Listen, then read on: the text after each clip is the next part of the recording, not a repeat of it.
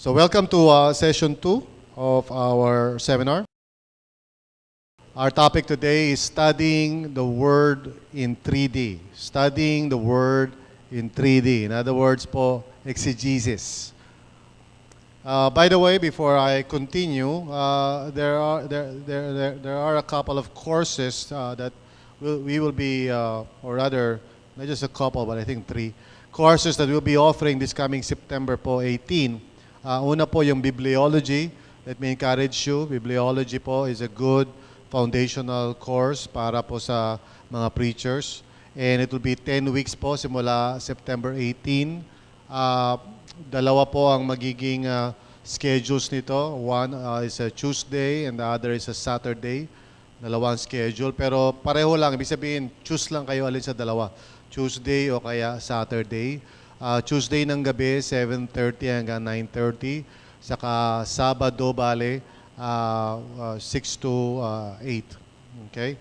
Now, yung next course naman ay offer ko sa inyo for your consideration ay yung Living by the Book, which is may kinalaman sa exegesis, pero more of parang hihimayin natin yung proseso. Okay?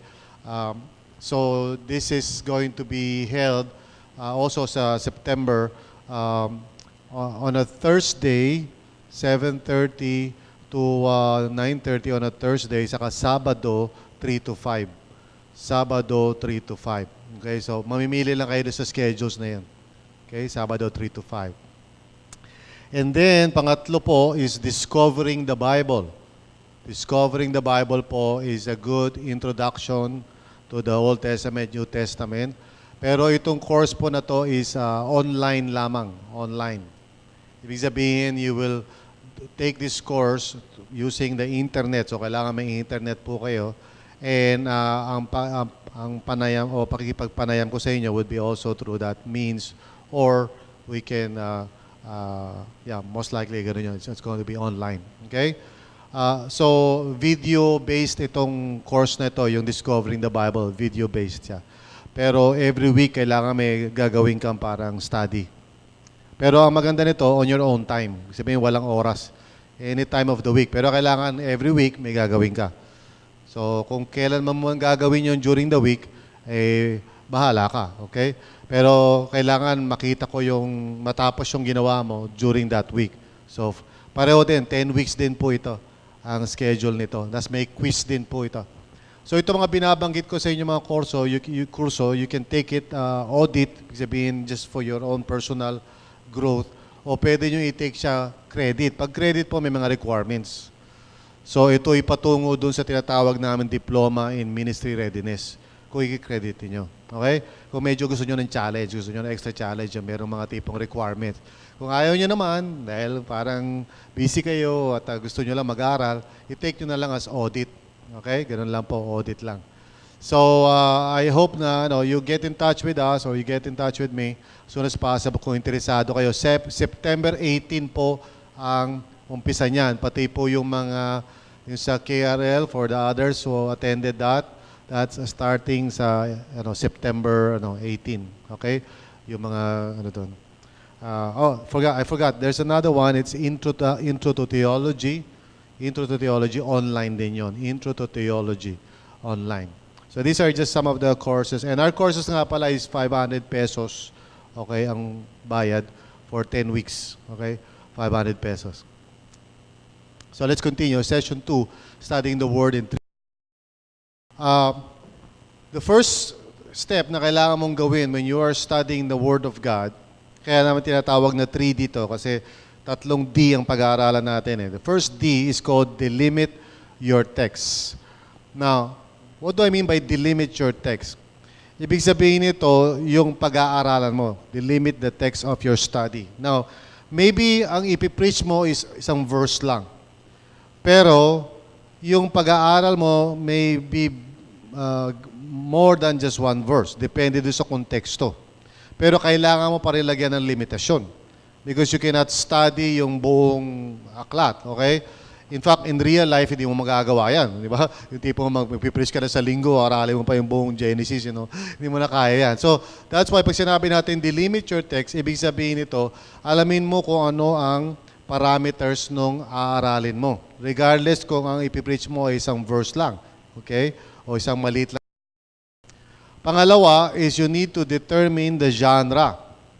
So I'll explain to you kung ano yan. Pero yan may kanalaman sa uri ng literature na, nagbe-belong yung whatever passage na pinag-aaralan mo. Genre tawag doon. Pangatlo is to dig into the text. To dig into the text. So, pupunta ka na sa mismong passage, aaralin mo na. Okay? So, yan yung tatlong steps, 3D. Delimit the text, determine the genre, and then dig into the text. Limiting your text. Now, you have to know the boundaries of your text. Now, paano mo ba malalaman yung boundaries ng text mo? Well, pinaka-straightforward na paraan is to read it, or to scan yung flow ng passage, okay? So, para malaman mo kung saan nag-umpisa at kailan nagtapos itong particular na passage na gusto mong aralin. Okay? If you're talking about epistles, of course, alam niyo naman ng mga epistles, ang pagbe-break ng flow niyan ay ayon sa mga thought units, okay? Paragraphs na tinatawag diyan, di ba? Ganon, di ba? Sa Gospels naman yung scenes, S-C-E-N-E, scene 1, scene 2, okay? Ibig sabihin may pangyayari sa isang lugar, sa Capernaum, nagkaroon ng enkwentro si Jesus, tapos noon the following day, okay? So may mga limitations ang merong umpisa, may katapusan, so kailangan malaman mo 'yon, di ba? If you're talking about stories in the Old Testament, hindi pwedeng yung chapter lang ang basehan mo eh. Kasi, for example, this is the story of, about Joseph. So, mahaba yun, di ba? Kung hanggang matapos yun. So, kailangan malaman mo mula saan hanggang saan yung pag-aaral mo o titingnan mo, no? Sa iyong pag-aaral. This is regardless kung ang gusto mong i-preach ay maaaring maliit lang na verse within a big section. Pero kailangan in context pa rin yun. Kailangan aaralin mo siya. So, we're talking about know the boundaries of your text. Ano yung aaralin mo? Okay? Now, for your information, the Bible was written in a different way than what we have right now. Kasi ang hawak natin ngayon, English o Tagalog. Okay? At siyempre, naka-adapt na yan sa sistema o conventions of writing, di ba? So, meron tayong sa Bible natin, merong indentation, naka-indent yung paragraph. Pag nag-umpisa siya, tapos pag nagtapos na yung paragraph, may espasyo, may space. So nakalaking tulong sa atin nun. Okay? Kung hindi ginawa ng mga translators yun, so hindi natin malalaman kung saan nag-umpisa, saan nagtapos. Pero you have to understand na in the original, okay, ay walang ganoon. In the original, sa taas, yung grupo ng mga letra na yan is Greek, sa baba is Hebrew. Okay? So makikita mo na ang sulat ng original ay tuloy-tuloy walang space. Now, why am I making that kind of emphasis right now? Kasi yung Bible na hawak natin is already an interpretation. Yung Bible na hawak natin is an interpretation. Ibig sabihin, yung mga nag-translate, kinailangan nilang i-interpret na yung text para mag-decide sila kung lalagyan nila ng paragraph o hindi. Right? So yung original nating text, of course, hindi naman ninyo kaya sigurong basahin, not unless nag-aaral kayo sa seminaryo, di ba? So wala tayong magawa kundi magtiwala doon sa translations natin. So ang tawag sa mga translations natin are trustworthy translations. Or, in some cases, hindi siya trustworthy. Di ba? Kasi may mga translations na maaaring ang pinagbasihan nila ay hindi yung parang sabihin natin acceptable na mga manuscripts. Katulad halimbawa ng mga Mormons, okay? Yung Bible nila, no? Yung pinagkuhanan nila ng pinagbasihan nila, okay? Hindi acceptable in the body of Christ. Kung saan nila kinuha yung mga manuscripts nila, di ba? Yan yung mga original na pinanggalingan ng Bible. Kasi yung Bible naman natin hindi naman ganyan eh. Yung Bible nung una nakasulat sa papyrus. You know, yung parang papel na hinango sa papyri weeds, na pinitpit, tapos pinagpatong-patong. Yun ang papel nung araw. Okay? So, doon sinusulat yung mga aklat ng araw. At kadalasan, mga scroll yun, para naka-scroll. Na paglipas ng panahon, siyempre, nagdi-deteriorate, kaya kinakailangan i-copy. Okay? So, ang mga nagka-copy, ng mga nagsusulat ang tinatawag na mga scribe o scriba, o kaya no, mga noong Old Testament, tawag sa kanila Masoretics, no? Sila yung nagkokopya niyan, masusing pagkopya. So, ito ay, lahat itong diskusyon na ito, matututunan nyo sa bibliology. Pag nag-aaral kayo ng bibliology. Pero pag dito sa pagkakataon ito, siyempre mahirap ko pa ikwento sa inyo lahat ng bagay. Pero what I'm saying is that may mga Bible translations na katiwa-tiwala para sa pag-aaral at meron parang medyo hindi ganun katiwa-tiwala sa pag-aaral. So if you can see from this chart, makikita nyo na sa left, sa dulong-dulo sa kaliwa ay yung word for word, tapos sa gitna ay thought for thought, tapos yung sa kanan sa dulo is called paraphrase. Okay? Now, dito sa kaliwang-kaliwa, makikita mo na may mga klase ng translation. So unang-una ay tinatawag na interlinear. Yung interlinear na Bible, ito yung Bible na diretso, word for word, tinatranslate sa English ayon sa pagkasunod-sunod. Hindi sila gumagawa ng iba pang bagay. Kung nakalagay dito, kunyari, Paul, so sa baba nun, Paul. Okay? Kung ano man yung word sa Griego, sa baba nun, yung word. Okay? So hindi ito pambasa, hindi ito yung klase ng translation na pwede mong basahin ng tuloy-tuloy. Okay? Kasi ang pagkasunod-sunod ng Griego sa Hebreyo ay magkaiba kaysa sa lingwahe natin. Unang-una, ang Hebreyo ay pakaliwa. Kanan, pakaliwa. Okay? So pag nagbabasa ka, mahirap yung pakaliwa. Tapos ang salitang Hebreyo, kada word isang sentence. Okay? So usually yung word nila, Paul is pogi. Naksa talagang Paul is ugly. Yun, mas gusto ko yun. Isang word lang yun sa Hebrew. Okay? Isang word lang sa Hebrew yun. Okay? So, pag binasa mo sa Hebrew ng interlinear, nahirap basahin, para kang barok, parang, di ba? Kasi hindi naman niya dinisenyo yun para basahin eh. Pang-aaral yun pag nag-aaral ka. Pag hindi ka marunong bumasa ng diretsong Griego sa Hebreyo, maganda interlinear. Kasi English yung translation sa baba. Okay? Meron pa nga mga translation na meron pang tinatawag na parsing. Ibig sabihin ng parsing, parang sinasabi pa sa iyo kung anong klaseng parts of speech, kung ito ba ay noun o verb o ano pa. So may makaragdagan pang impormasyon. So yung interlinear is usually a translation for those who are studying the Bible in depth. Okay? So kung gusto nyong gawin yun. So that's a word for word kind of tool. And of course, mahal yun. Medyo mahal. Kagandahan ito sa internet, meron yan, libre. Hallelujah. If you go to my site, yung blog ko, sermoncoach.wordpress.com, may makikita kayong link doon nakalagay Bible app. Pag kinlik nyo yon, pupunta kayo sa isang site kung saan kahit anong passage sa Bible, pwede mong tingnan na may makikita kang interlinear. Okay? So, para sa gusto mag-research ng konti sa inyo. So, interlinear yon. Ang susunod po doon ay yung NASB o New American Standard Bible na very useful for study kasi in terms of yung pagsunod-sunod nito o pagkuha ng sequence of words. Kasi mahalaga po yung sequence of words pag kayo ay nag-aaral eh. Okay? Nauna ba yung ganitong verb? Nauna ba yung ganito? So, ang NASB talagang ginagawa nila, lahat na magagawa nila na sundin yung actual na sequence of words sa original. Okay? Kaya nga NASB, hindi ganun kaganda rin basahin. Anytime na mayroong translation na talaga sinisikap nitong sumunod sa original, medyo mahirap basahin. Okay? Ganun ang tendency. Kaya New American Standard, mahirap basahin. Yung susunod, yung Amplified AMP, Amplified Bible, okay? Yun ay, kumbaga, yun yung Bible na may parenthesis. Bali, pag may word, lalagay nila sa parenthesis lahat ng posibleng ibig sabihin ng word na yon. Na ang problema doon, of course, is that hindi naman lahat ng ibig sabihin ng word na yon ay naaayon doon sa konteksto na yon. Okay? Ibig sabihin, meron tinatawag na range of meaning. Pag sinabi kong, halimbawa, trunk, ano ibig sabihin ng trunk? Pwedeng shorts, pwedeng ng elepante, yung nguso, pwedeng swimming trunks, pwedeng lagay ng soft drinks, trunks, So tawag dyan, range of meaning.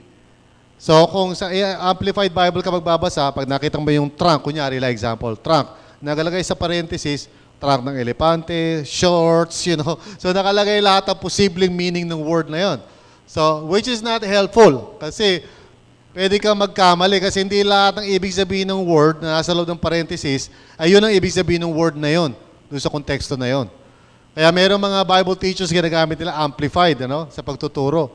Medyo delikado yon kasi, yun nga, hindi lahat ng meaning ng word na nakalagay sa parenthesis ay ayon doon sa ibig sabihin talaga ng word na yon. So, yung mga ibang translations dyan, King James, makikita nyo, KJV, of course, tapos, New King James, magkamag-anak naman yan, tinanggal lang yung thou didst, wherefore, blessed, okay, whatever. Okay. Tapos, yung NASU, okay, would be another translation, okay. It's a New American Standard din, okay. Tapos, ESV, English Standard Version, RSV, Revised Standard Version. So, lahat yung mga yan sa kaliwa, these are, not RSV pala, sorry, hanggang ESV, considered word-for-word translations yan. So in terms of pag-aaral, para malaman mo yung parang yung limitation ng text mo, ang best na gamitin ay yung mga translations na yan. Okay? Ang susunod dyan would be yung thought for thought na translations. Ang kagandahan ng thought for thought, mas madaling basahin. Okay? Kesa dun sa word for word. So, yung mga RSV, HCSB, yung Holman Christian Standard, bago yun. Tapos yung NRSV, New Revised Standard, NAB, New American Bible, NIV, bandang gitna. Tapos NET, that's New, ano ba yung NET? Net Bible, okay, Net Bible yun. Tapos NJB, New Jerusalem Bible, TNIV, the New NIV yun, tawag doon, the New NIV, na basically, pinalitan nila yung mga words sa parang bias sa lalaki. Okay, ginawa nila yung mga pronouns na yun na parang more general, imbis na puro he, gano'n, parang inano nila. Yun ang medyo ginawa nila sa the New NIV. Tapos NCV, New Century Bible version pala, REB is Revised English Bible, NLT, New Living Translation, NIRV, New International Reader's Translation, GNT is Good News, pakana na yan, GNT, tapos CEV is Contemporary Bible, and then GW is God's Word Bible. Okay? So makikita nyo, marami mga translations, at bakit mahalaga malaman yan? Well, kasi minsan pag gusto mo malaman kung saan nag-umpisa yung thought, saan nagtapos yung thought, nakadepende yun sa translation . Okay? For example, pag mahina yung translation, baka hindi niya translate yung salitang therefore. Importante yun. Pag hindi mo sinalin yung therefore, ang tawag sa therefore kasi structural marker. Ibig sabihin nun, merong pagbabago sa thought. Pag sinabi mo therefore, so, yun yung umpisa, di ba? Therefore. And so, may kinalaman din sa nakaraan. Pero may mga translations, hindi nila ilalagay yung therefore. Lalo na yung mga good news. Hindi nila sasali yung therefore. Okay? So, pag dinidelimit mo yung text mo, pwede ka magkamali kasi kapag ang gamit mo translation, halimbawa, Good News Bible o pakanan, yung mga pakanan na Bible, papunta rito sa kanan, hindi reliable for study. Okay? So, halimbawa, yung LB is a Living Bible, TM is the Message. Okay? Meron pang inatawag na, ano ba translations to? There are other translations that are called paraphrases . Something, I forgot the other translation . Can't remember the other one. Pero, yeah, the Message is TM . The Message. So, ito mga Bible na to, maganda lang basahin. Maganda pakinggan. Pero hindi magandang aralin. Okay? So kung mag-aaral po kayo, more sa kaliwa. Okay? How far sa kaliwa ang kaya ninyo, depende po sa kapasidad natin. So pinaka-safe natin would be NIV, bandang gitna, tapos pakaliwang ganon. More nakakanan tayo, more mas mahirap mag-aral nun. Kasi hindi mo malaman kung saan nag-umpisa o kailan nagtapos. Kasi mas binibigyan nila ng halaga sa translation nila yung flow, yung readability. Years ago, I was involved in a translation committee, no, na magta-translate ng Bible sa Tagalog. And there were basically two groups of people, yung mga literary experts, saka yung mga biblical na experts, okay? So, obviously, nandun kami sa kabilang side. So, mga pastor na nag-aaral, na nakakaintindi ng original languages, nandito kami sa kabila. Sa kabila naman mga literary, yung mga magaling magsulat. So, madaling salita, nung kami nagdidiskusyon na ako, nung translation na itong word na to, ganyan, walang katapusang pagtatalo yun. Okay? Pag sinabi namin na ito ang translation ng word, kasi ganito, ibig sabihin itong word na to sa original Greek, blah, blah, blah. Sabihin nila, pangit ang tunog. Hindi maganda ang dating. Okay? So sabihin naman, ano pakialam namin sa dating? Di ba? Kailangan eksakto yung word. Sabihin nila, kahit eksakto, wala namang makaunawa, wala rin mangyayari, di ba? So kailangan, so yun, sa madaling salita, nag-give up na ako, nag-quit na ako doon sa committee na yun kasi ako na-stress lang ako doon sa committee na yun, okay? So sabi ko, bahala na kayo. Anyway, yun ang kahirap ang mag-translate kasi laging pinagtatalunan yung readability ba, yung kadalian basahin, or yung pagiging exact sa original. Okay? So kung gusto nyo readability, ang magandang basahin niyan, Good News, The Living Bible, yeah, readable na readable yan. Sarap basahin, di ba? Kasi ang gaan eh. Okay? Pag binasa mo yung mga New American Standard, sakit sa ulo kasi hindi siya natural eh. Hindi natural pagka-translate eh. No? Parang barok. Parang barok yung pagka-translate. Pero eksakto yun. Yun ang kagandahan nun. So anong susi? Ang susi ganito. Kung anong gamit ng mga taong tinuturuan mo, yun ang gagamitin mo sa pulpito. Pero pag nag-aaral ka, aralin mo yung bandang kaliwang mga translation. Okay? Kaya kinakailangan, alam mo yung parehong translation na yun. Ibig sabihin, huwag mong puro aral ka dito sa kaliwa, hanggang pagdating tumayo ka sa harapan ng tao, biglang nung babasahin mo na yung Bible na hawak ng mga tao, nagulat ka, ay, ba't may ganitong word dito? So yung mga tao, ma-offend sa'yo, di ba? Okay, so sabihin mo, alam mo, wala ito eh. Sa original eh, itong word na to, bad talaga itong translation na to. Di ba? So yung mga tao, parang, ay, ano ba yan? O, masasabihin yun, okay? Now, there are other translations, pero some translations are not acceptable in the body of Christ. Okay? There are some translations na hindi acceptable among the majority. Mga Syriac translations, other translations na parang yung manuscripts kasi doubtful. Kasi lahat ng translation galing sa manuscript eh. Manuscript po, ito po yung kopya ng original. Ang tawag po sa original, autograph. So halimbawa si Apostle Dominic, sumulat siya. Yung sinulat niyang original, tawag doon autograph. Wala na po nag-exist na autograph. Kasi dahil po nung sinulat po yan sa papyrus, a certain number of years, magdi-disintegrate na yung papyrus. So, walang nag-i-exist na autograph. Ang nag-i-exist po ay manuscripts. Yun po yung mababasa nyo sa baba ng Bible nyo sa footnote. Some manuscripts do not have this. Sasabihin nga nun. So, ang tawag doon, manuscripts. Mga kopya, kumbaga photocopy. No? Pero wag nyo kayo mag-alala dahil ang pagkopya ng araw ay hindi basta-basta ginagawa yan. Nung araw, pag nagkokopya, talagang medyo masalimuot na paraan yan. No? Talagang may paraan pa ng seremonya yan, tapos binibilang pa talaga yung kada line, bibilangin nila. Pag may mali, susulugin nila yung buong papyrus, ulit na naman yan. So, matindi yung yung proseso na yan. In fact, ikukwento ko sa inyo sa bibliology. Pero anyway, yan yung mga translations po para malaman ninyo na iba't ibang translations ang available. Isa sa pinakamagandang way para malaman mo yung tinatawag na limit ng text mo is to make a book chart. In other words, aralin mo yung buong book at tingnan mo kung ano pagka-divide nito.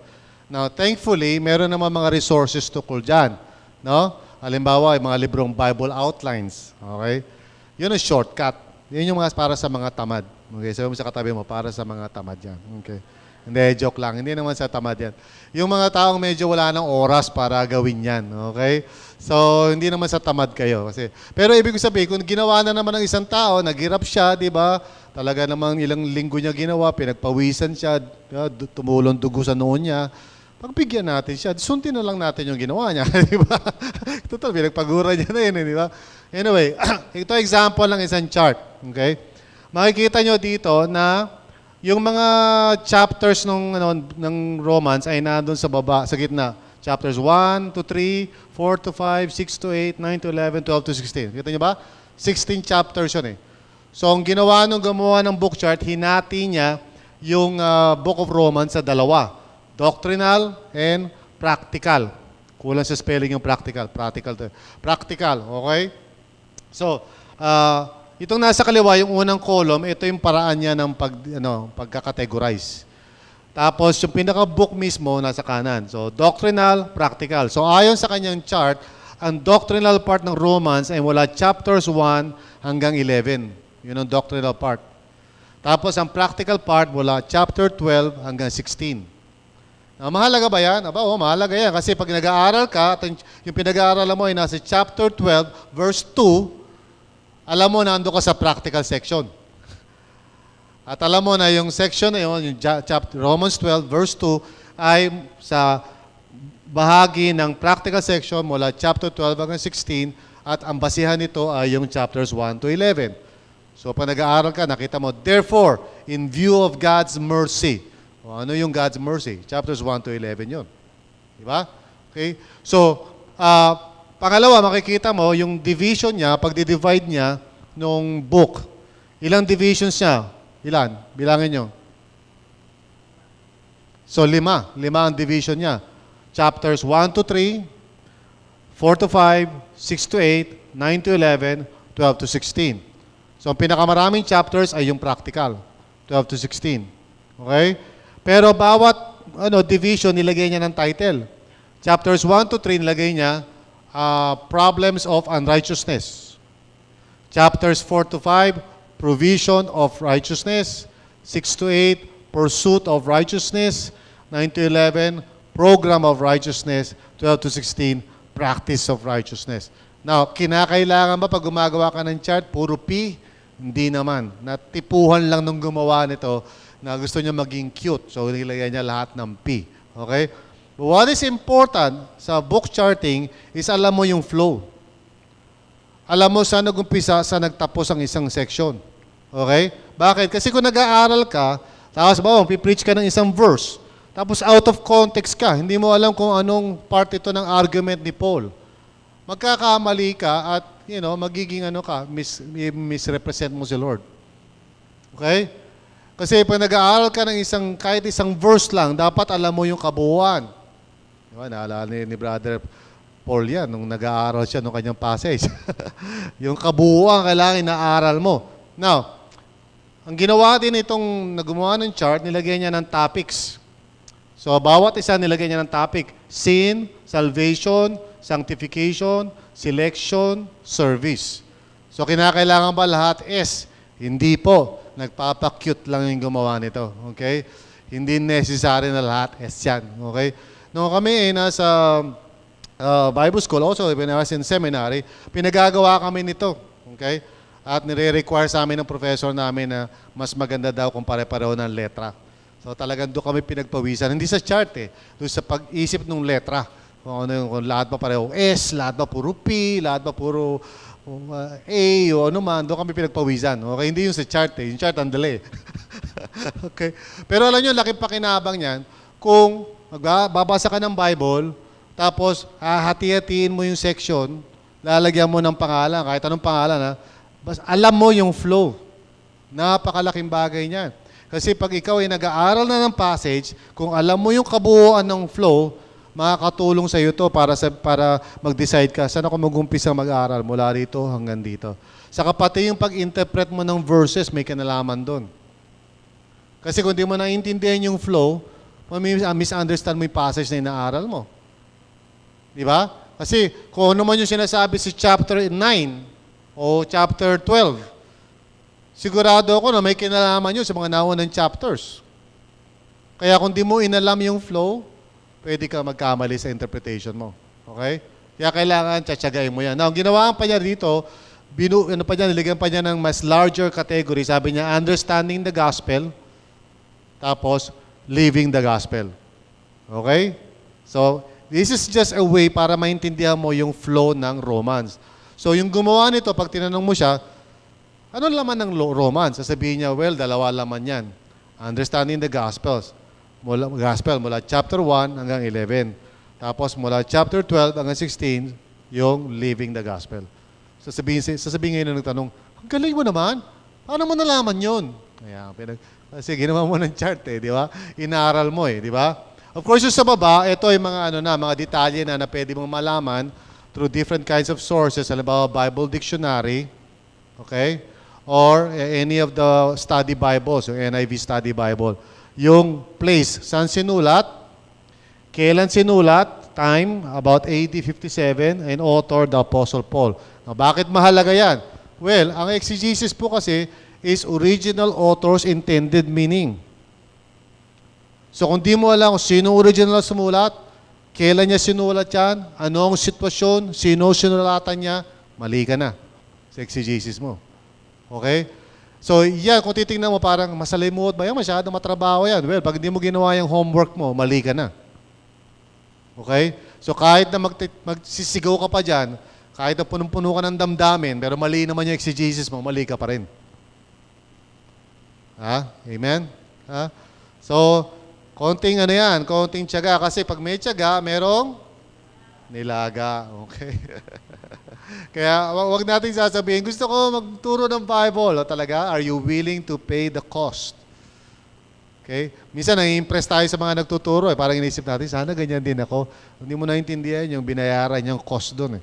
Okay? In terms of time and commitment and effort, yung aaralin mo isang bagay, di ba? Mahirap. Okay? Saka pananagutan pa sa Diyos yun. Kasi sabi sa James 3:1, huwag kang tatayo ng basta-basta dyan. You will be held accountable before the Lord. Lalo pag sinasabi mong galing kay Lord yan. Di ba?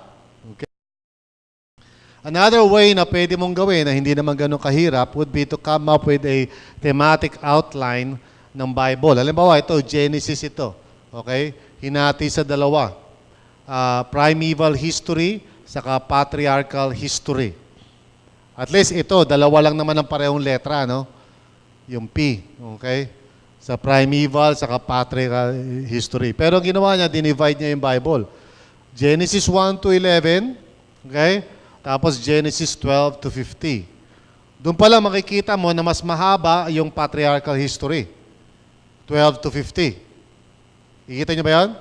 Chapters 12 to 50, mas mahaba. Chapters 1 to 11, 11 chapters lang yon. Right?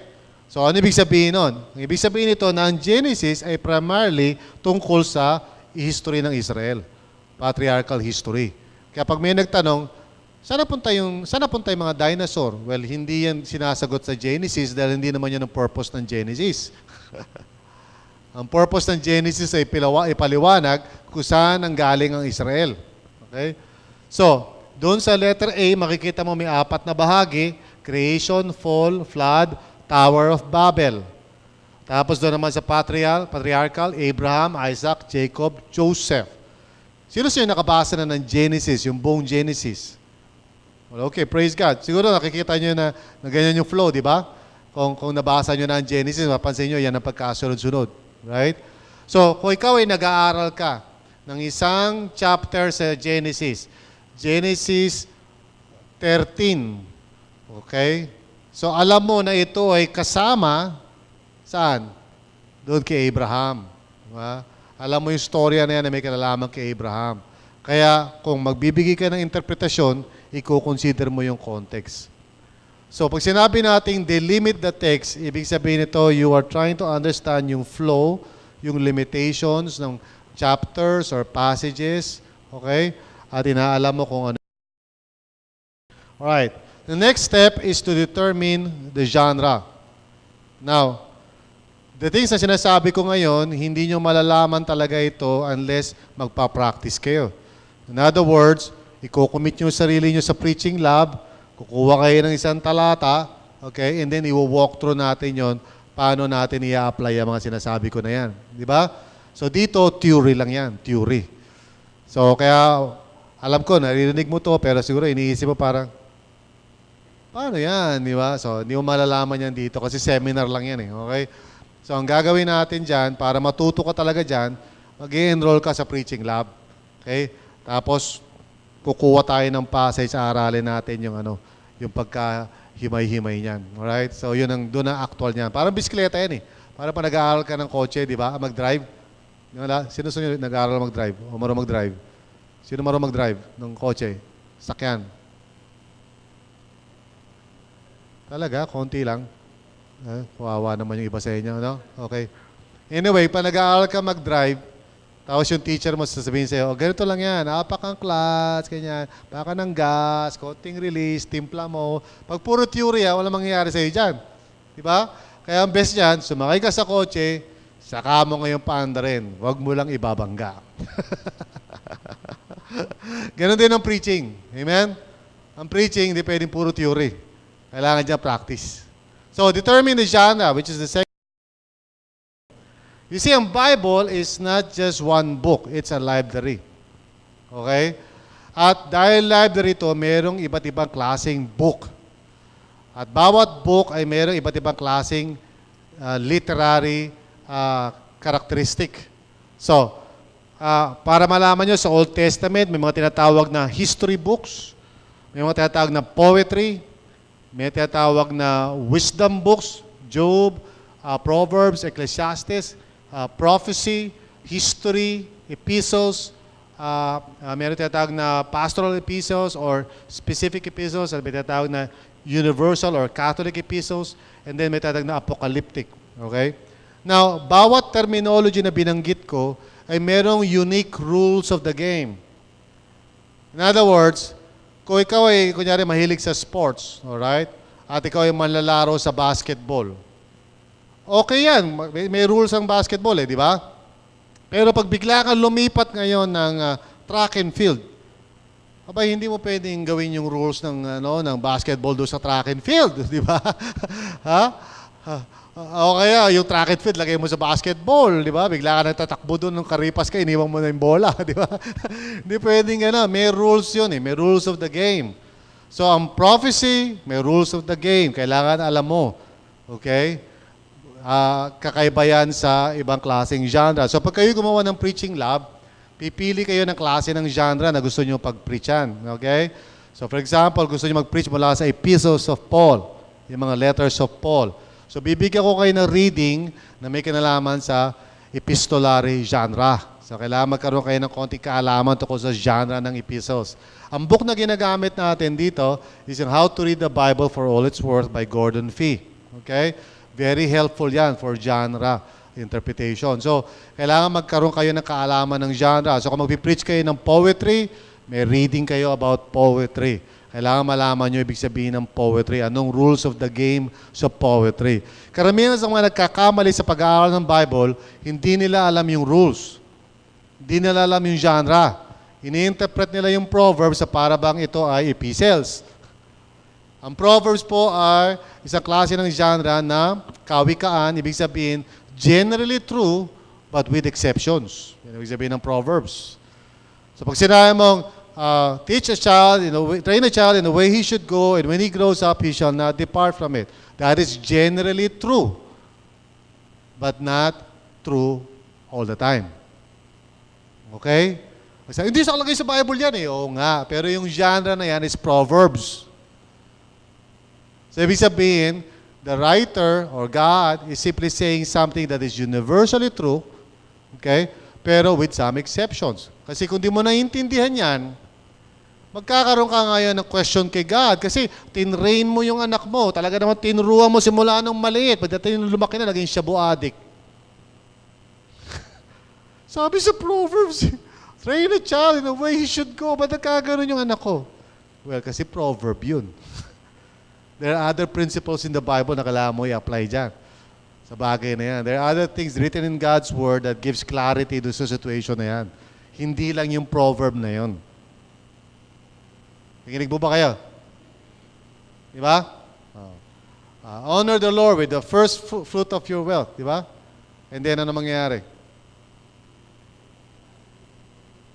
You will fill your barns with overflowing. Diba? Wow! So, nag-give ako, di ba? Tapos kinabukasan, naghirap ako. No? Kinabukasan, ubusan ako ng pera. Mali ba yung verse? Hindi. The verse is generally and universally true. Okay? But there are some exceptions. And there are some situations na maaaring hindi mangyayari for whatever reason. For example, it may be because God is training you in some area. Hindi dahil hindi totoo yung promise. Okay? So, ang proverb is the kind of genre na pag naiintindihan mo, you can use it well.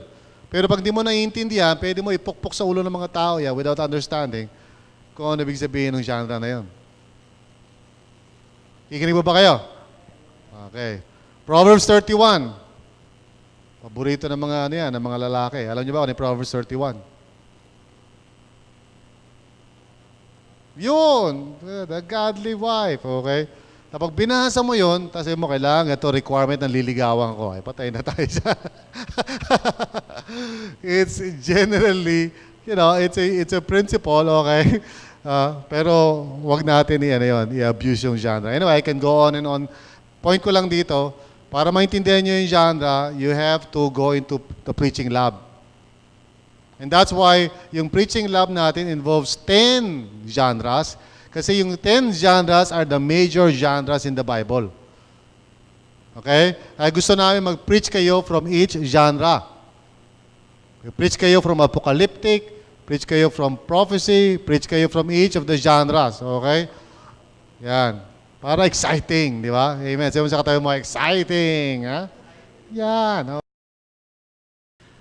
Alright. Another way of looking at it, makikita nyo dito that there are different categories, For example, another way of categorizing is narrative. So, Pentateuch, saka yung mga kwento ito. And then writings, This is how the Jews categorize the Old Testament. Narrative, writings, saka prophecy. Ganyan, tatlo lang ang category nila, mga Hudyo. Okay? Divisions of the book. So, writings nila, Job hanggang Lamentations. Tapos yung prophecy nila, major and minor. By the way, ibig sabihin ng major and minor, hindi yung mas sikat si Isaiah kesa kay Hosea. Ang ibig sabihin ng major minor, malaki, maliit. Okay? So, hindi mas bigatin si Isaiah kesa Hosea. Lahat ng prophets bigatin. Okay?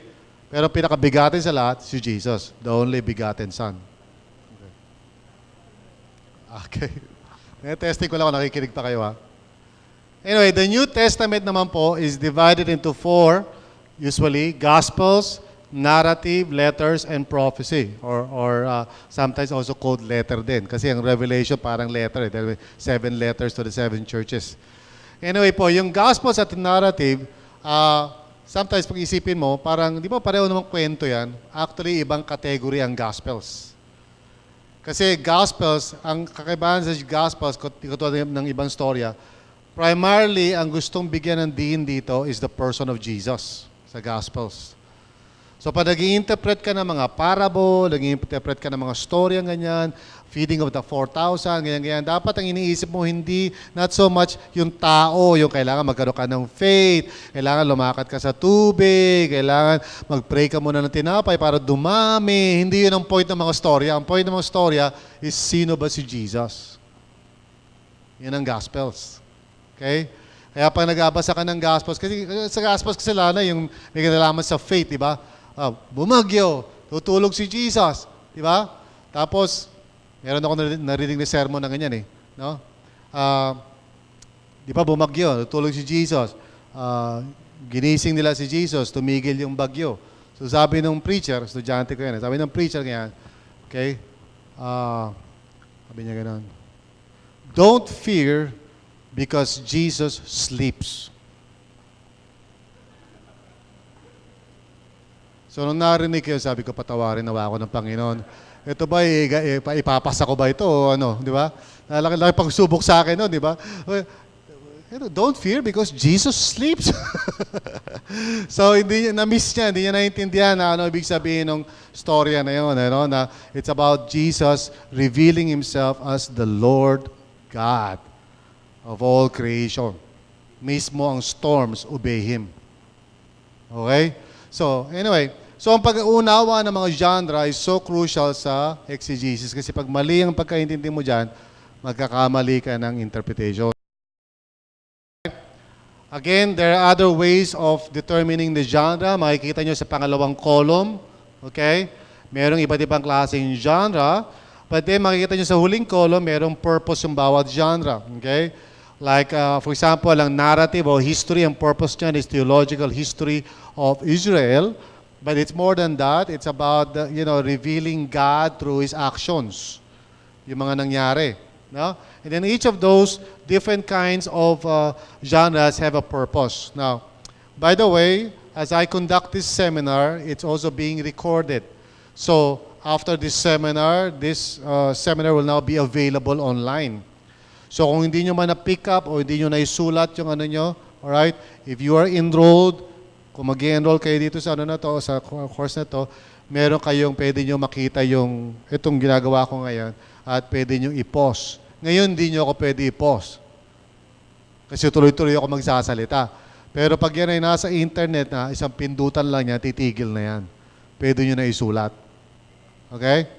Right. Ano ba ibig sabihin ng literary genre? Well, ang ibig sabihin ng genre ay ganito. These are categories used to group different types of literary work such as non-fiction, fiction, and poetry. A literary composition characterized by a particular style, form, or content. So kaya natin ginugrupo yan by genre para malaman natin kung ano ba ang general rules nito of interpretation. Parang katulad ngayon, pag nakatanggap ka ng love letter, di ba? Merong style yan di ba? Dear GV.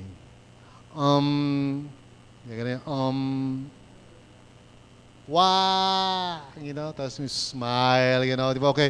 So ano man yun, di ba? So, ang love letter ganun di ba? Minsan, maraming ellipsis, no? Naiisip ko, tuldok. Ngunit, minsan, tuldok. So, yan yung mga nakakainis na sulat, di ba? Kasi hindi mo alam, ano ba yung tuldok? Yung ellipsis, okay?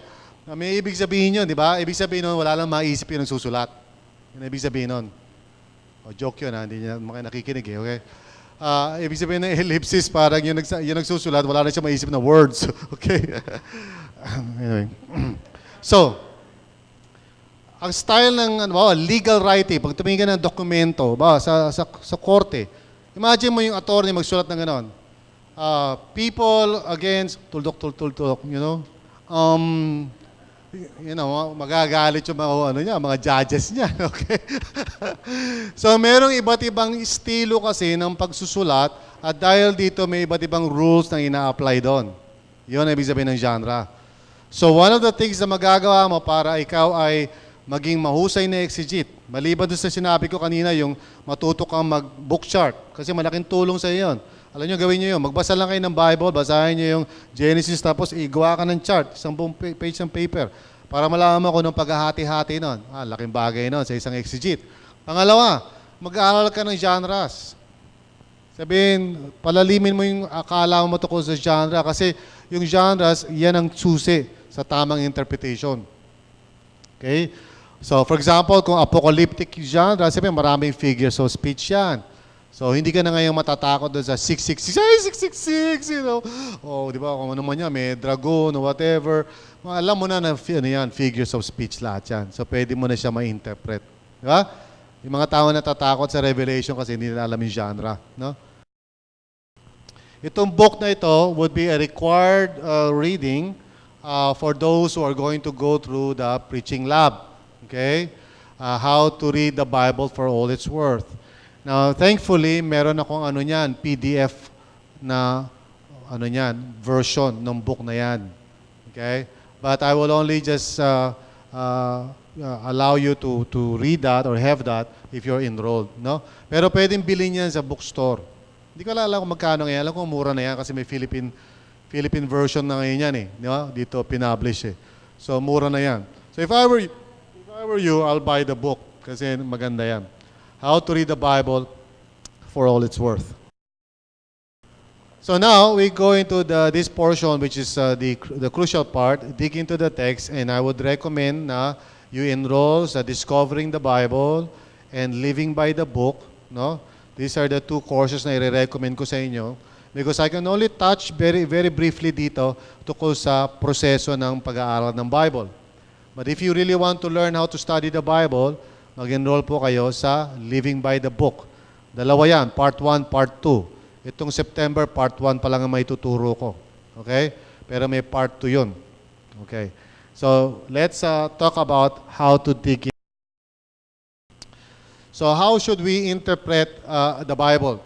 Sabi sa 2 Peter 3:15 to 16, so also our beloved brother Paul wrote to you according to the wisdom given him.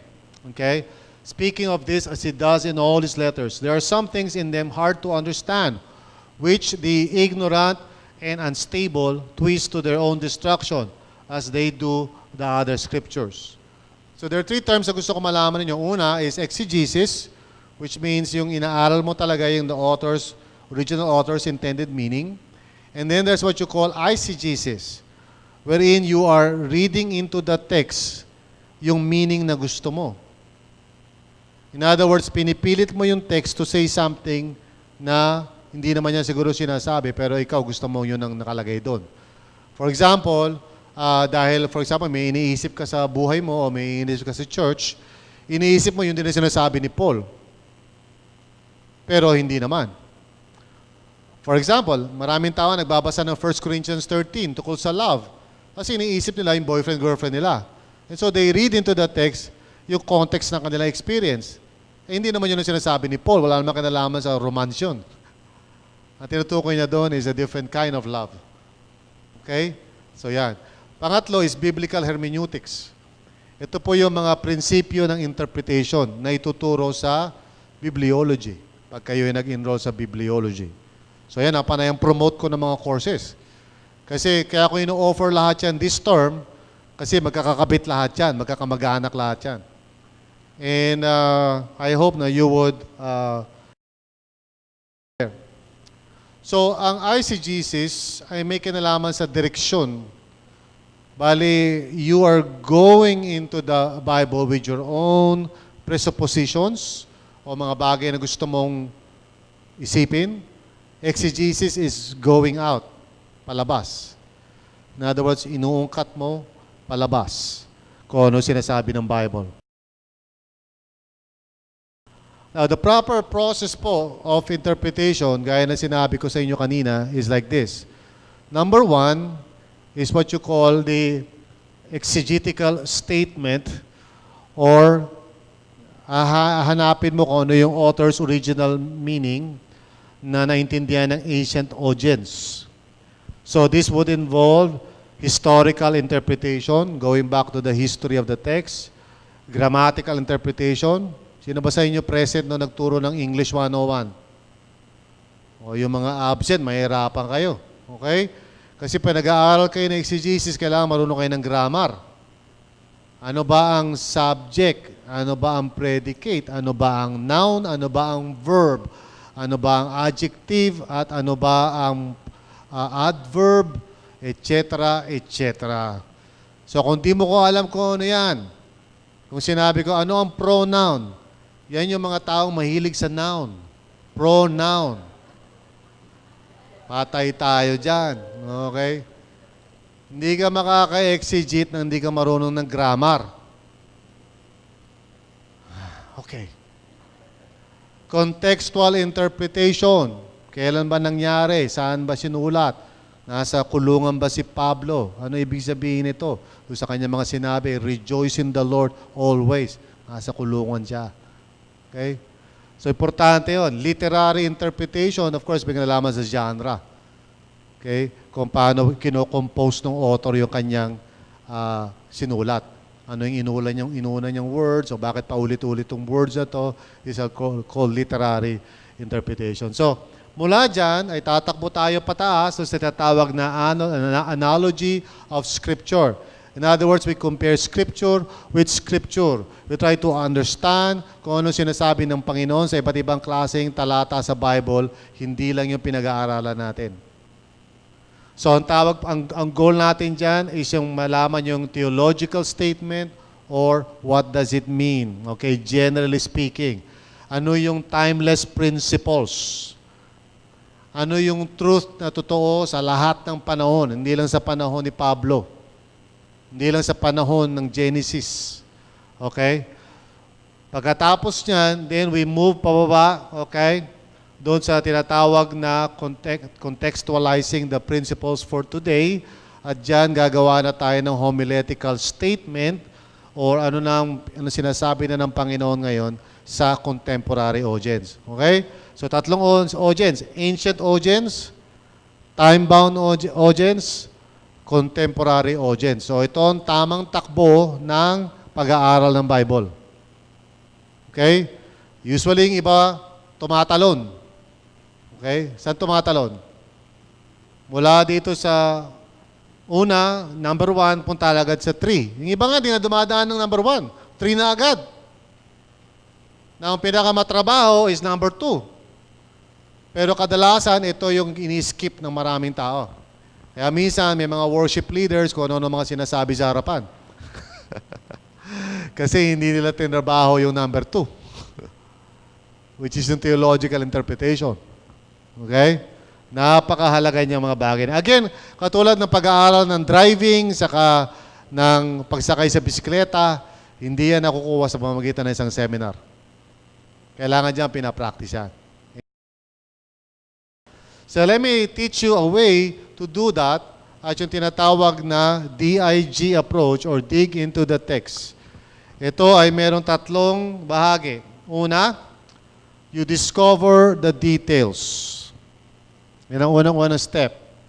Pangalawa, you interpret the details. And you do this repeatedly, up and down, hanggang sa dumating kayo doon sa pangatlo, which is generate exegetical statements. So these are the 3 basic steps sa exegesis. Discover the details, interpret the details, tapos generate exegetical statements. So pag-usapan natin to. Unang-una sa lahat, pag sinabi kong discover the details, tingnan mo yung structure ng text mo. Na dito, mas lalalim na tayo kasi kanina pinag-usapan natin yung delimit the text. Ito yung parang general outline ng libro. Okay? Kung nag-aaral kayo sa Book of Romans, yung delimit the text, yun yung step na dinidivide mo yung book into sections. Pero dito, sa dig into the text, nakafocus ka na mismo doon sa passage na inaaral mo. At kailangan malaman mo kung ano yung struktura ng passage. Ilang paragraph. Saan nag-umpisa yung storya, halimbawa. Diba? The next day, Jesus was in Capernaum. Okay? So, titingnan mo kung ano yung struktura ng storya. O titingnan mo kung ano yung struktura ng pinaka-passage. Now, thankfully, sa NIV, nakakatulong sa atin kasi makikita nyo mayroong mga heading eh. Di ba? May heading sa ibabaw eh. Now, of course, hindi naman yon infallible eh. Kasi gawa lang naman ng tao yon. Pero, ganun pa man din, trustworthy yan. Kasi yung mga tao naman na gumawa niyan, hindi naman yung mga ordinaryong tao. Yan yung mga taong hindi na umuwi, makapal na salamin, tapos doon na kumakain sa harapan ng lamesa nila. Okay? Tapos siniwalayan na sila ng asawa nila. So, yun yung mga taong talagang committed sa interpretation sa translation. Okay? So, kailangan galangin natin yung mga taong yan. Okay? Hindi basta-basta yan. Itutukoy ko yung mga translators. Yung nag-translate ng NIV, huwag mo basta-basta anuhin yan. Kasi yung mga dinaanan ng mga taong yan, malayo ka pa sa katiting yan. Ha? Kasi meron ako mga pastor na kilala. Di ako agree dyan sa NIV. Talaga? Galing mo Kilala mo ba kung sino ba translate ng NIV? Okay? Baka wala ka pa sa katiting ng mga inaral na mga yan. No, para matranslate nila yan. Di ba? So, bago tayo mag-usga doon sa mga translators, medyo tingnan muna natin yung sarili natin. Okay? Anyway, tingnan natin yung structure. Ibig ko sabihin, ilang paragraphs ba yan? Sa loob ng paragraph, ilan ang sentence? Okay? Sa sentence, anong klaseng sentence yan? Simple o complex sentence? Pag may comma, ibig sabihin, may sumusubordinate. Di ba? So, pag may conjunction, anong klaseng conjunction yan? Subordinate conjunction? O yung conjunction na parehas? Di ba? Okay. Pangalawa, tingnan mo yung atmosphere ng text. Obserbahan mo. Galit ba yung author? Sama ba loob niya? Masaya ba siya? Punong-puno ba siya ng pag-ibig? Beloved. Sabi niya, di ba? Beloved. Hindi yung sa Muntinlupa. Beloved Muntinlupa. So atmosphere has to do with the emotional tone ng passage. Obserba mo yung mga salita. Galit ba yung author? Masaya ba siya? Sinesermonan ba niya yung mga tao? Pinapakiusapan ba niya? Diba? Inuutusan ba niya? Okay. Tapos naman, tingnan mo yung literary features. Meron bang mga figure of speech? Meron bang mga repetition? Paulit-ulit na salita. Obserba mo kung merong parang mga play with words. Baka yung pangalan ng tao ay parehas din sa problema niya. Jacob means liar, deceiver. So, nung pinangalanan siya ng Jacob, sinasabi na sa atin ng author kung ano yung gagawin niya. So, pansinin mo yung mga style, dialogue, halimbawa. Kung ano yung dialogue ng mga tao. Pansinin mo yung tinatawag na narrator's input. Halimbawa, sasabihin niya, let the reader understand. Okay, sasabihin ng narrator, and he thought this in his heart. Ano ibig sabihin nun? Alam ng narrator kung ano yung nangyari sa heart ng character? So basically, he's saying something na only the Lord knows. Di ba? So hindi alam ng character na yon, hindi rin alam ng kausap ng character. Pero alam ni Lord. Di ba? Okay. And then, tingnan mo yung mga terms. Meron ba mga importanteng salita doon sa passage? May mga theological terms ba? Grace, mercy, loving kindness. May mga words ba doon na parang kailangan bigyan ng atensyon? Okay? Pag sinabi nating discover the details, practically speaking, ano ba ibig sabihin yan? Ibig sabihin niya, kukuha ka ng lapis, tapos lalagyan mo ng marka yung mga detalye na yon na napansin mo. Now, siguraduhin mo ang Bible mo yon. Hindi ko Bible yon kasi magagalit ako. Okay? Huwag mong gagawin yung linya ka ng, huwag kang gumamit ng colored highlighter. Hindi yun ang paraan ng pag-aaral. Okay? Kasi yung mga iba nag-aaral ganito, babasa sila, diba? Ganda. Wow, ang ganda. Gusto ko ito. Kaya yung kote, punong-puno na ng tapos tumatagos pa sa likod yun, di ba? Pag tingin mo sa likod mo, puro kulay na rin yung likod. Hindi ganun ang pag-aaral. Ang pag-aaral, lapis. Tapos nilalagyan mo ng marka. Bawa, sabi mo, structure, atmosphere, diba? O literary features. Sabi mo, parang mukhang irony ito. Mukhang simile ito, mukhang metaphor. Okay? Alam niyo ba ibig sabihin ng metaphor? Yun ang susunod sa meta 3, di ba? So, terms. So, ngayon, pag napansin mo na yung mga bagay na yan habang nag-aaral ka, okay? Ang susunod mong gagawin ay i-interpret mo yan. Okay? Well, kailangan mo na intindihin mo na may mga context, merong bawat word ay napapaloob sa isang sentence. Bawat sentence ay napapaloob sa paragraph. Bawat paragraph ay napapaloob sa tinatawag na pericope o yung buong section. Tapos bawat pericope ay napapaloob sa book. And then bawat book napapaloob sa testament. Okay? In other words, pag nagbibigay ka ng kahulugan sa kahit anong bagay, dapat tingnan mo yung konteksto. Okay? In other words, kung tumitingin ka ng isang salita, ano bang ibig sabihin nito in light of the sentence? Ano ba ibig sabihin nito in light of the paragraph? No? And so forth and so on.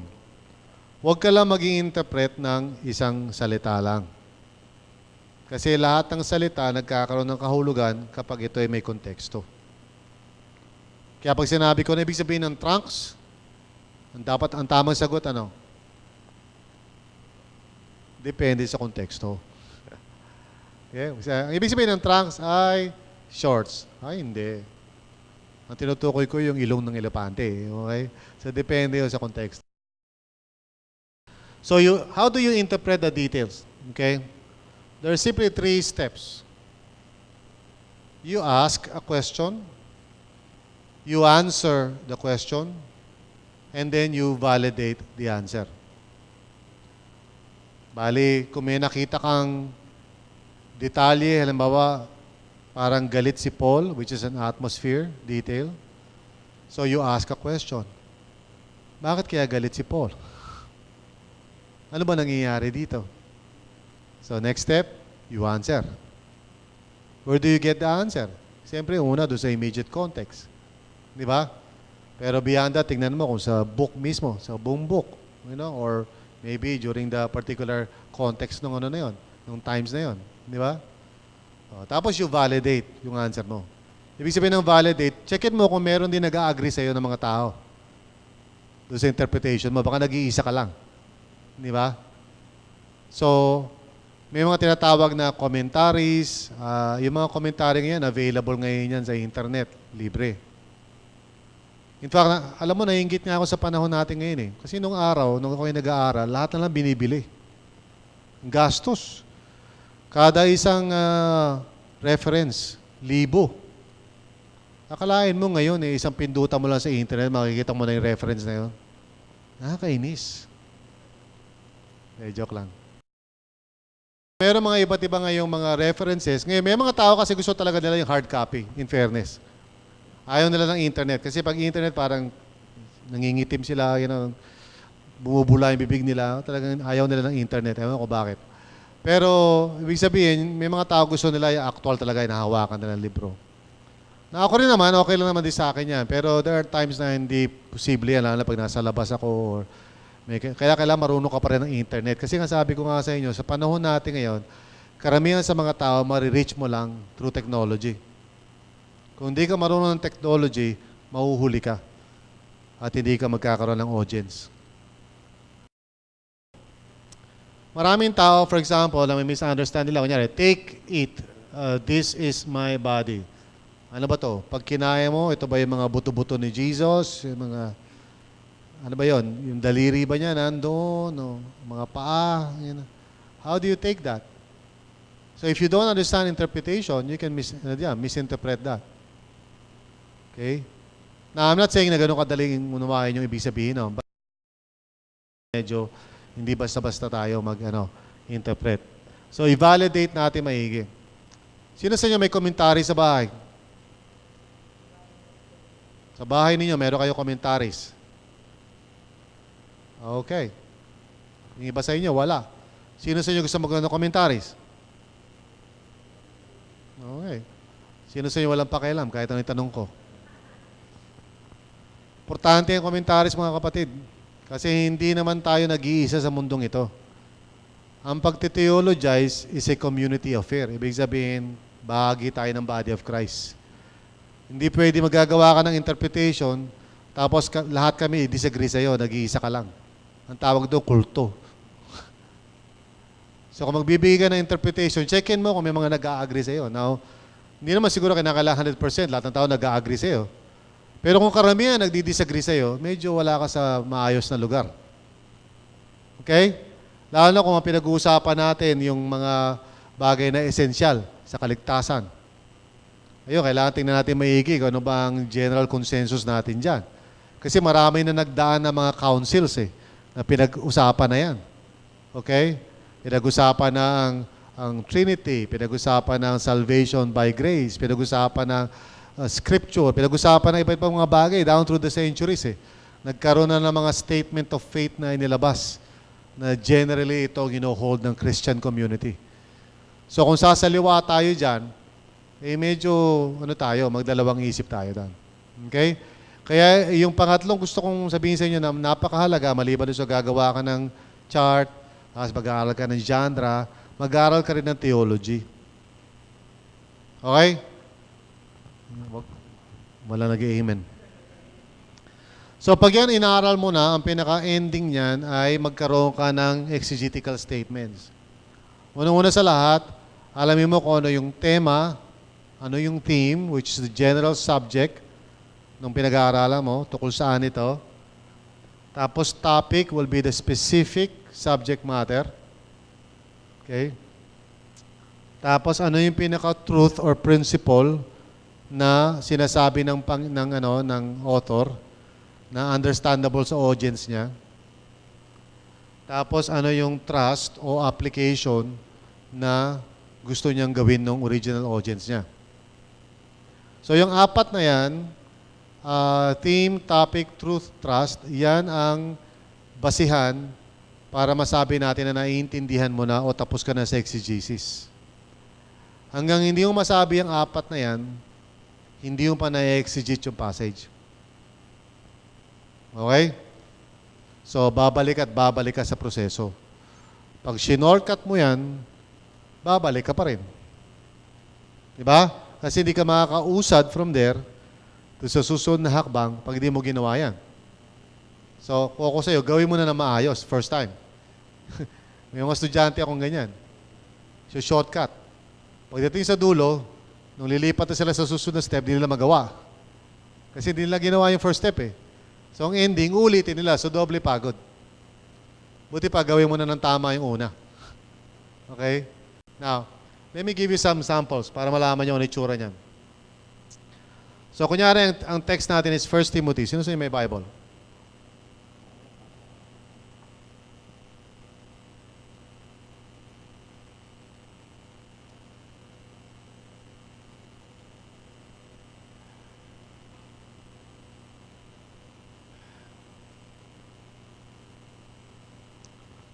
First Timothy 6 verses 3 to 10.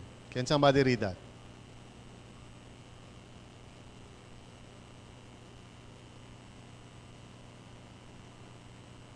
Meron tayong mikropono. Somebody read? Sino na? Sino sa inyo?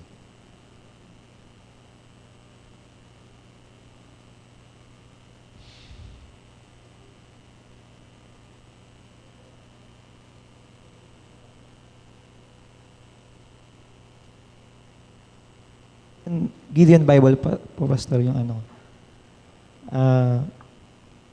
If anyone teaches otherwise and does not consent to wholesome words, even the words of our Lord Jesus Christ, and to the doctrine which accords with godliness.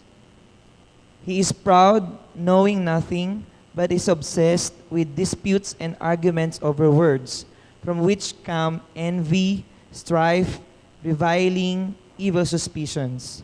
Verse 5, useless wranglings of men of corrupt minds and destitute of the truth, who suppose that godliness is a means of gain. From such withdraw yourself. Now godliness with contentment is great gain. For we brought nothing into this world, and it is certain we can carry nothing out. And having food and clothing, with this we shall be content. But those who desire to be rich fall into temptation and a snare, and into many foolish and harmful lusts, which drown men in destruction and perdition.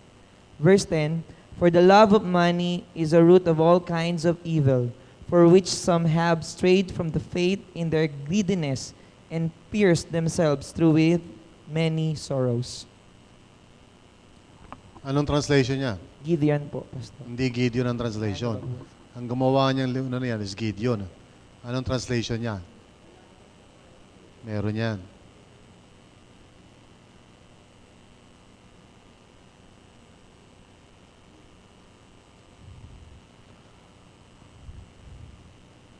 Wala sa likod ng translation, nasa unahan.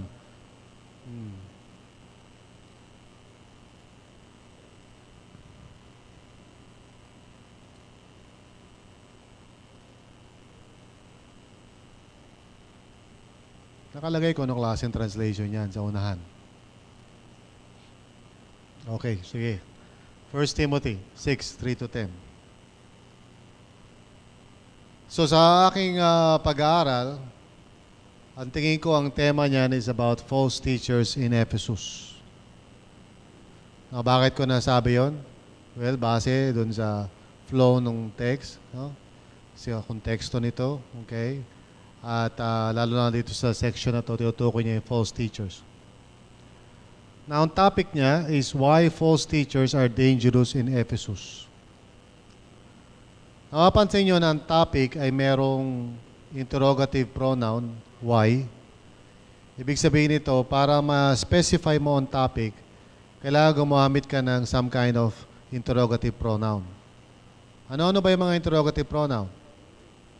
Lahat-lahat ng mga W, di ba? What, where, why, who, when, how. Okay? So, para ma-specify mo yung topic. Kasi yung false teachers, malawak yan eh. Yung passage naman, di naman lahat tungkol sa false teachers yun. Meron lang specific concern si Paul. So, ang truth dito na sinasabi ni Paul is that false teachers reject the truth and cause problems in the church. False teachers reject the truth and cause problems in the church. So, ito yung sinasabi ni Paul sa kay Timoteo. No? So, ang trust nito is that Timothy must watch out against false teachers in Ephesus. Timothy must watch out against false teachers in Ephesus. Ano mapapansin nyo doon sa, ano na yan, exegetical statements na yan? Ano kapansin-pansin nyo dyan? Ano mga na-observa mo? Ikaw, JV?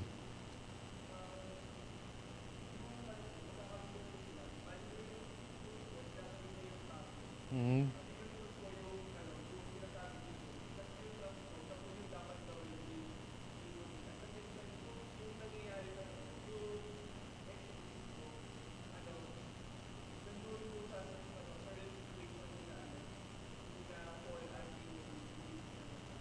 Alright, tama. Okay?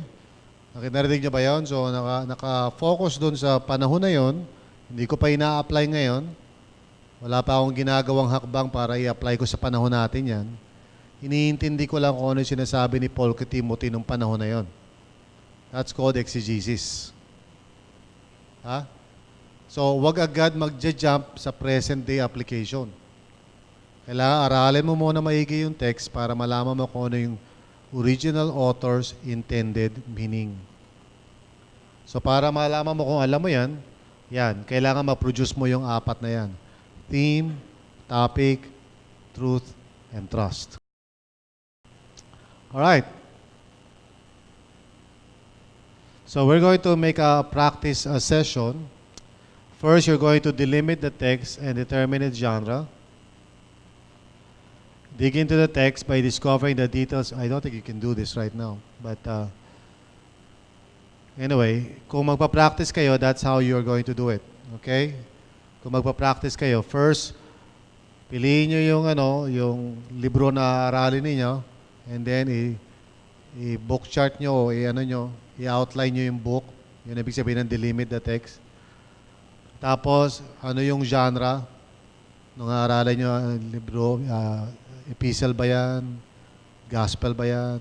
Para malaman mo kung anong rules niyan.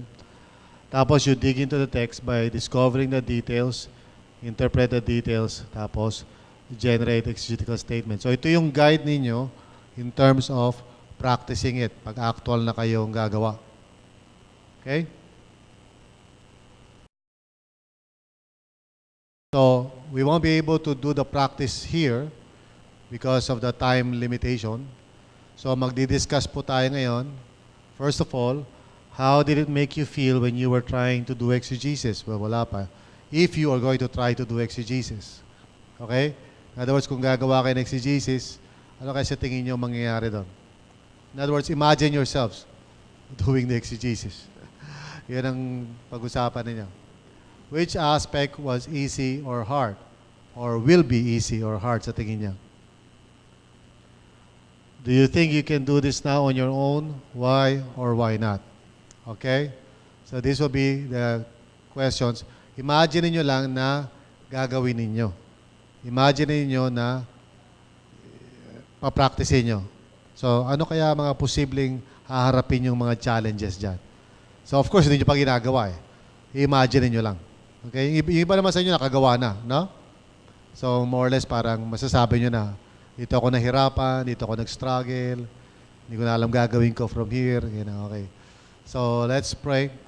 Father, maraming salamat po, Panginoon, for teaching us, O God, na napakahalaga talaga ang tamang pag-aaral ng iyong salita.